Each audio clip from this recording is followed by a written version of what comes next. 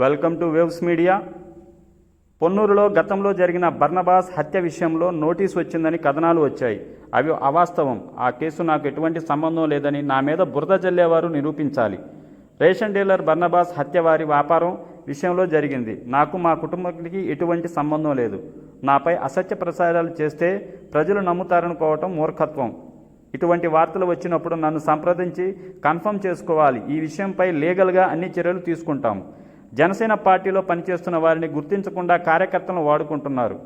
పొన్నూరులో Janasena party బలంగా ఉంది. ఈ విషయాలన్నిటినీ పవన్ కళ్యాణ్, లోకేష్ దృష్టికి తీసుకుని వెళతాము. జనసేన పార్టీలో గుర్తింపు వస్తుందనే అక్కస్తోనే నాపై బురద జల్లే ప్రయత్నం చేస్తున్నారు.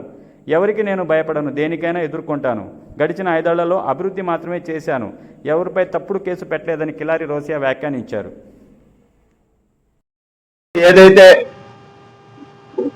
నేను media, electronic media, print media కూడా చెప్తున్నాను, ఇట్లాంటి తప్పుడు ప్రకటనలు లేదు తప్పుడు వార్తలు వచ్చినప్పుడు దయచేసి ఒకసారి నన్ను కూడా ఫోన్ చేసి అడిగి, సార్ దీంట్లో వాస్తవం ఎంత, ఎందుకంటే గతంలో కూడా చూశారు మున్సిపాలిటీ విషయంలో కూడా ఇదే జరిగింది.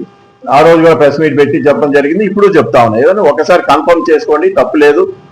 నేను దానికి రిప్లై ఇచ్చిన తర్వాత మీరు ఎట్లా కావాలంటే అట్లా చేసుకోవచ్చు. కానీ అసలు ముందు ఒక ఆన్సర్ తీసుకోకుండా ఈ విధంగా ట్రోల్ చేయడం, అది నా వ్యక్తిగత హననం అనేది నేను భావిస్తా ఉన్నా. అందుకని గతంలో దానికి కానీ ఇప్పుడు కూడా లీగల్ చర్యలు అనేది తీసుకుంటా. ఎటువంటి ఎక్కడ కూడా వదిలిపెట్టే ప్రసక్తే లేదు.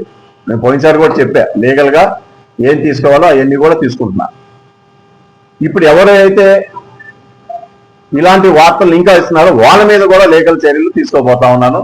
ఇప్పుడు వరకు కూడా చాలా ఓర్పుతో ఉన్నాను. ఎందుకంటే రాజకీయాల్లో బురదేసే పనులు సహజం అనేది భావించి నేను వదిలేస్తా ఉన్నా. కానీ ఇప్పుడు వదలదలుచుకోలేదు.